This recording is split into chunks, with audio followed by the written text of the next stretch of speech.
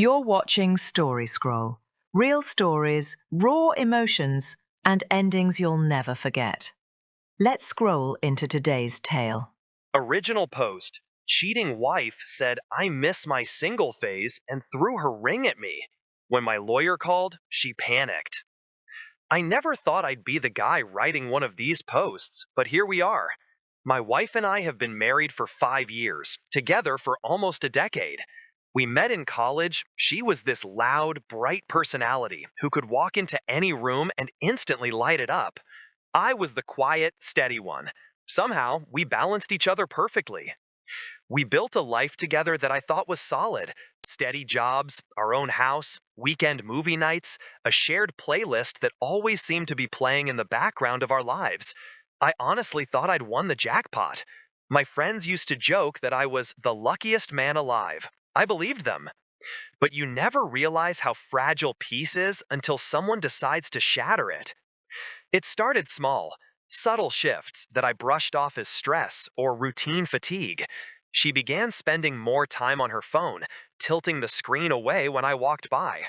She stayed late at work more often, saying things like, "You know how corporate gets during the quarter end rush." Then came the distance, the kind you can't quite describe but feel in your gut. The hugs became shorter. The goodnight kisses faded into a peck, then nothing at all. The laughter we used to share turned into silence filled with scrolling. One night she sighed and said, "Sometimes I just miss my single phase, when I didn't have to answer to anyone." I tried to laugh it off, but something about her tone made my chest tighten. I told her, "You don't answer to me, we're partners." She rolled her eyes and said I was too sensitive. Over the next few weeks, she repeated that line like it was a mantra. "Marriage feels like a trap sometimes. I just miss freedom. You've changed. You're too comfortable." I tried talking to her, really tried. I suggested counseling, a vacation, date nights. She said I was trying too hard. I didn't know that trying to save your marriage could be a crime. The breaking point came on a Wednesday night. We were arguing again, I can't even remember about what, when she suddenly yelled, "I miss being single. I don't even know if I want this anymore." Before I could even process her words, she yanked off her wedding ring and threw it at me. The metallic clink as it hit the floor felt louder than the shouting. Then she stormed out, slamming the door behind her, saying she needed to clear her head. I stood there for a long time, staring at that ring lying on the hardwood. My chest felt hollow. After what felt like an hour, I sat down, trying to piece together how we got here. My eyes landed on her iPad, still sitting on the couch, still synced to her phone. I shouldn't have looked, but something deep inside, Update 1. She said, "We can fix this." But the moment my lawyer spoke, her smile vanished. The next morning felt unnaturally calm. I woke up before her, brewed my coffee, and just waited. I had already given my lawyer her contact information, and he promised to handle everything by the book. I didn't have to raise my voice, break things, or plead for honesty. The truth was already loud enough. At 9:15 a.m., my phone buzzed. My lawyer's name flashed on the screen. I put it on speaker and placed it on the kitchen counter. My wife was sitting across from me, scrolling through her phone, acting as if last night had been a fresh start. "Good morning," my lawyer began, his voice professional. "I'm calling to confirm the initiation of divorce proceedings for Mr. OP's last name. Mr. Wife's last name, you'll be receiving the official paperwork shortly." Her hand froze mid-scroll. She blinked, confused, then looked at me like she hadn't heard correctly. "Wait, what?" she said, a laugh creeping into her voice.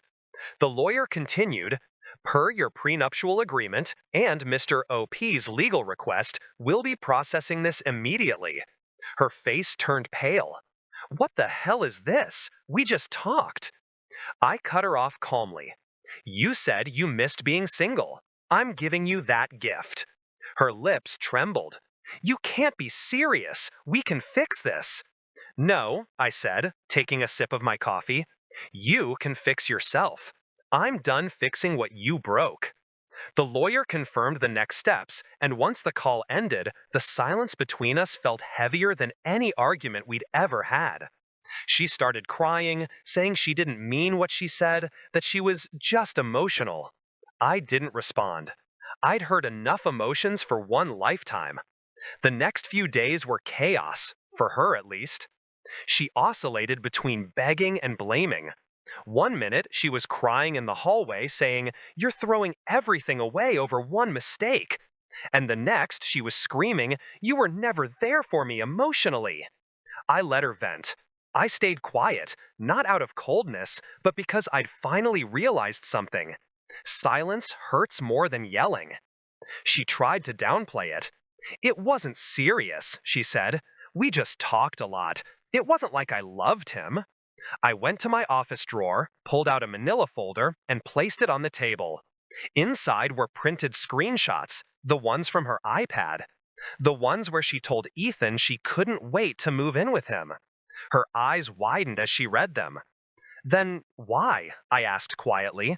"Were you talking about leaving me and moving in with him if it wasn't serious?" She broke down, sobbing, grabbing at her hair. "I thought he was different. I thought he made me feel alive. But when he found out I was married, he blocked me. I was going to end it." I just nodded. "You already did." That night, I packed a bag and left to stay with my friend Mark. When I texted her that I'd be starting the official separation the next day, she replied with a single line: "Please, don't give up on us." But she'd already done that months ago. Word travels fast in families. Within days, her mother called me, sobbing and asking if we could work through this. Her sister texted, saying she's been crying nonstop. She made a mistake. Don't destroy her over it. And then came her friends. A barrage of messages. Final update. She wanted freedom. I wanted loyalty. Turns out, we both got what we wanted, just not how she expected. It's been 6 months since everything came crashing down, and for the first time in years, I can say this and mean it. I'm genuinely at peace. The divorce finalized 2 months ago. My lawyer called to confirm it while I was sitting in a coffee shop, and when he said, "It's official," I didn't feel anger or sadness. I felt free. The kind of quiet relief that comes after surviving a storm you thought would never end. I moved into a small but bright apartment across town. It's not fancy, but it feels like mine.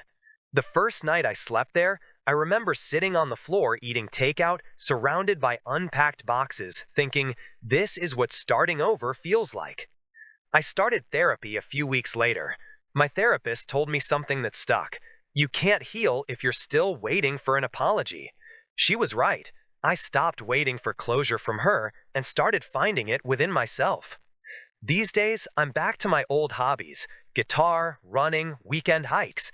I even reconnected with friends I'd slowly drifted from during my marriage.